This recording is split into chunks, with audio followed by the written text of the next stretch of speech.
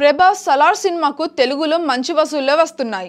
దేశవ్యాప్తంగా కూడా ప్రభాస్ సినిమాకు ఆశించినంతగా కలెక్షన్స్ అయితే రావడం లేదు. హిందీలో, కన్నడ, తమిళం, మలయాళీ భాషల్లో సలార్కు చెప్పుకోదగ్గ కలెక్షన్స్ అయితే వస్తున్నట్టుగా కనిపించడమే లేదు.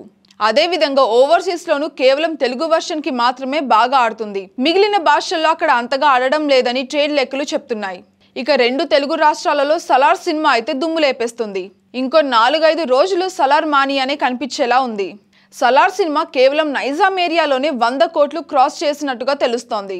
ఇక సలార్ నైజాం హక్కుల్ని మైత్రి దక్కించుకున్న సంగతి మనకు తెలిసిందే. సలార్ సినిమాతో మైత్రికి లాభాల పంట పండినట్టుగా కనిపిస్తోంది. ఏకంగా 100 కోట్ల క్లబ్ లో జాయిన్ అయిపోయింది.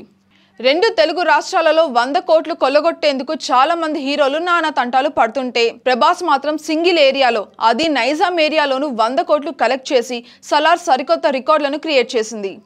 ఈ రికార్డ్ ప్రభాస్ ఒక్కడి మీదే ఉంది.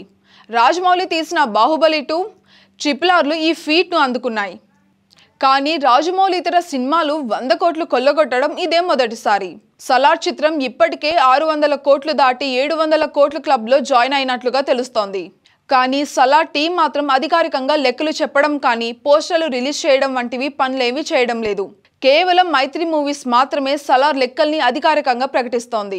నైజాం ఏరియాను వరకు కంటిన్యూగా అప్డేట్లు వస్తూనే ఉంటున్నాయి.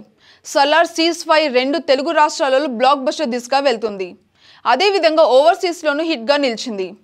నార్త్లో మెల్లమెల్లగా పుంజుకుంటుంది. అక్కడ 100 కోట్లు కొల్లగొట్టినట్లుగా లెక్కలు చెప్తున్నాయి. సలార్ రెండో పార్ట్ త్వరలోనే రిలీజ్ చేస్తారని మొదట్లో టాక్ కూడా వినిపించింది.